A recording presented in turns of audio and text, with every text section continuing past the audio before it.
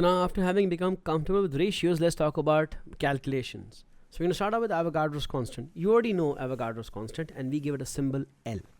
And the value is 6.02 times 10 to the power 23 per mole. It has a unit per mole. And you can have Avogadro's constant, which will be a mole of atoms, or molecules, or ions, or electrons, anything. And a mole of any of these will be 6.02 times 10 to the power 23. In addition to that, let me introduce you to some symbols. The symbol small n refers to the number of moles of something. Like L, capital L refers to Avogadro's number. And capital N refers to the number of actual particles. So Avogadro's number of particles is L, small n is number of moles, and capital N is number of particles. Yeah? And there's a formula relationship. The number of moles is number of particles over L. Or the number of particles is number of moles into L. And the reason I'm giving formula is because we've been using formula to express relationships all across physics since your earlier years. And number of moles has a unit, and number of Avogadro's constant has a unit. But basically, the number of moles ka unit is moles. Avogadro's constant is per mole. Yeah, that's per mole. And so moles into per mole will give you no unit, or in this case nothing over per mole will give you moles. So units also specify here. So the number of particles is equal to the number of moles into Avogadro's constant. This is a much easier relationship to remember. Number of moles into Avogadro's constant, because moles into per mole will give you no units. So these are two relationships. This is the exact same relationship written differently.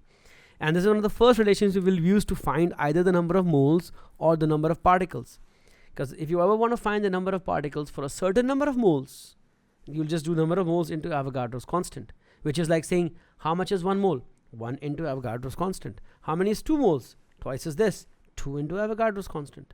So how many particles is 10 moles? 10 into Avogadro's constant. So that's how we'll use this relationship.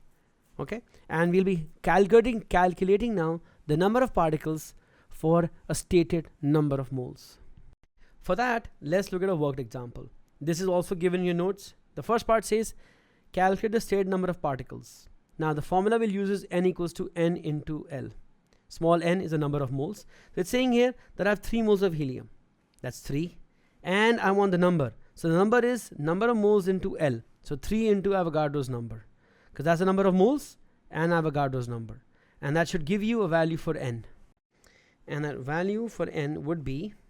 Quick pause.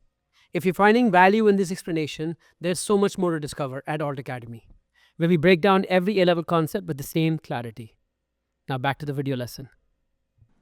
1.806 times 1024.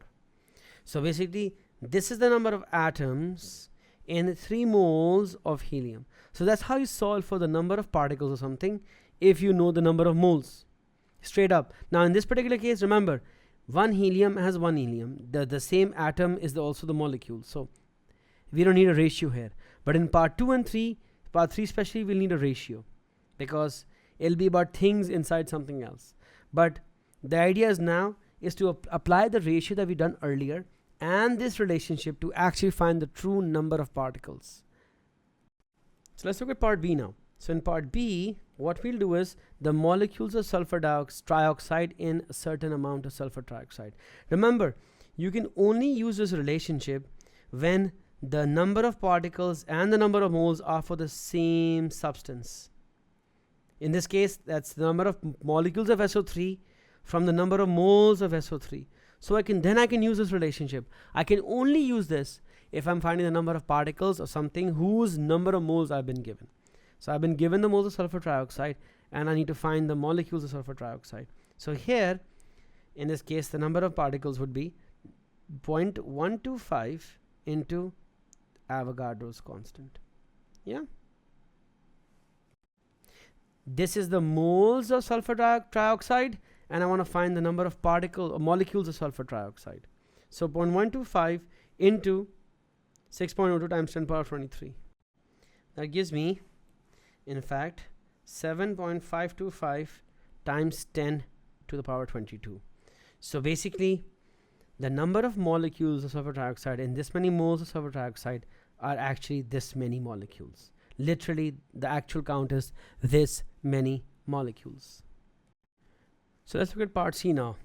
Let me remove all of this out of the way. And in part C, I'm looking at the number of oxygen atoms in a certain moles of magnesium sulfate. Now, the atoms I need to find, I don't have the moles for that. So for me to have used N equals to N into L, I need the moles of oxygen to find the number of oxygen atoms. So how do I find the moles of oxygens? That's where the earlier thing we've studied comes into play. The ratio between my known and my unknown. And my known is a certain amount of magnesium sulfate, and my unknown is O atoms in that. So the idea is that 1 mole of magnesium sulfate has basically 4 moles of oxygen atoms. So 0.0855 will have how many? And if I do the cross multiplication, this gives me 0.342 moles of oxygen. Now if I have that many moles of oxygen, now I can find the number. So I have this value. So now if I need to find capital N, I have the small n, which is 0.342, and the Avogadro's constant is 6.02 times 1023. And so what's my answer then?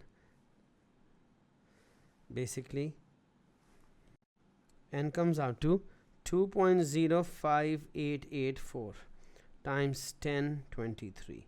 If you feel the need to round it off to 3 significant figures, this will become 2.06 times 10 power of 23 atoms of oxygen. Yeah. Hey there. If you found this A-level chemistry lesson helpful, why don't you head over to our website, altacademy.org, where you can sign up for the full A-level chemistry course.